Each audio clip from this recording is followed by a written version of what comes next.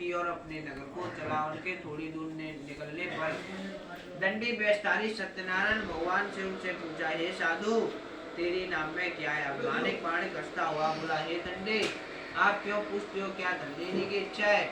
मेरी नाम में तो बेलपत्ते आदि भरे हुए हैं। वैश्य का कठोर वचन सुनकर सत्यनारायण भगवान ने कहा, तुम्हारा वचन सत्य हो। दंडी ऐसा कहकर वहां से दूर चले गए और कुछ दूर जाकर समुद्र के किनारे बैठ गए। दंडी के जाने पर वैश्य ने नित्य क्रिया करने के बाद जमा किया और नाम में बेलपत्ती आदि कुछ दो जमीन पर गिर पड़ा। फिर मूर्छा खुलने पर अत्यंत शोक प्रकट करने लगा है। तब उसका दामाद बोला कि आप यहाँ शोक न करें, यहाँ दंडी का श्राप है था, उनकी शरण में चलना चाहिए, तभी हमारी मनोकामनाएं पूरी होंगी। दामाद के वचन सुनकर वह दंडी के पास पहुंचा और अत्यंत भक्तिवास नमस्कार करके बोला है, मैंने जो आपसे असत्य वचन कहे थे उनको क्षमा करो। ऐसा कहकर महान शोका तो रोने लगा है। तब दंडी भगवान बोले कि हे बाणक पुत्र, मेरी आज्ञा से तुम्हें बार बार दुख प्राप्त हुआ है, तू मेरी पूजा से विमुख हुआ है। साधु बोला, हे भगवान, आपकी माया से मोहित ब्रह्मा आदि भी आपके रूप को नहीं जानते, तब मैं अज्ञानी कैसे जान सकता हूँ? आप प्रसन्न हुए, सामर्थ्य के अनुसार आपकी पूजा करूंगा, मेरी रक्षा करो। पहले समान नौका में धन भर दो। उसके भक्ति वचन सुनकर के ना ही भगवान प्रसन्न हो, उसकी इच्छा अनुसार वर देकर अंतर्धान हो गए। तब उन्होंने नाव पर आकर देखा, नाव धन से परिपूर्ण है।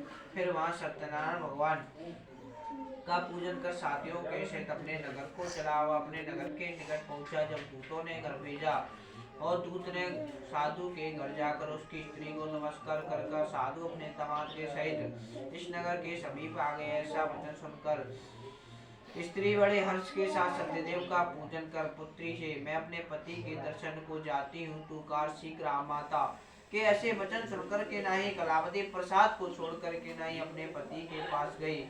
प्रसाद की अवज्ञा के कारण सत्यदेव रुष्ट हुए, उसके पति को नाव से पानी में डुबो दिया। कलावती अपने पति को न देखकर रोती हुई जमीन पर गिर गई। इस तरह नौका को डूबा कन्या को रोता देख साधु दुख तो बोला, हे प्रभु, मुझसे या मेरे परिवार से जो भूल हुई से क्षमा करो। उसके दीन वचन सुनकर सत्यदेव प्रसन्न हो गए और आकाशवाणी हुई, हे साधु, तेरे कन्या मेरे प्रसाद को छोड़कर आई है, इसलिए इसका पति यदि वहां घर जाकर प्रसाद खाकर लौटे तो इसका पति अवश्य मिलेगा। ऐसी आकाशवाणी सुनकर कलावती ने घर पहुंचकर प्रसाद खाया, फिर आकर पति के दर्शन किए।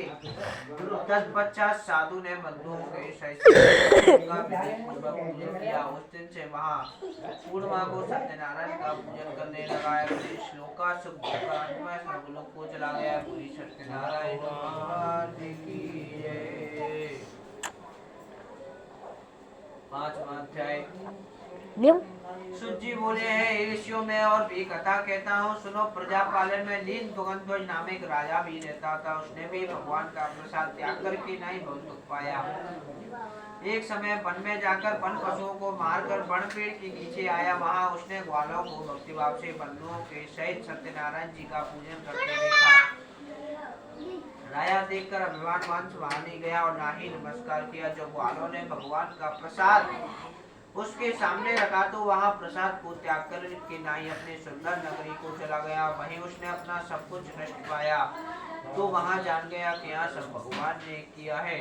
तब वहां विश्वास कर ग्वालों के समीप गया और विधि पूर्वक पूजन कर प्रसाद खाया तो सत्यदेव की कृपा से पहले जैसा था वैसा ही हो गया। फिर दीर्घ काल तक सुख होकर मरने पर स्वर्गलोक को गया। जो मनुष्य भगवान की कृपा से धन की प्राप्ति होगी, निर्धन धनी और बंदी बंधन से मुक्त होकर जाता है, प्राप्त होती है तथा सब मनोरथ होकर अंत में वैकुंठ हो जाता है।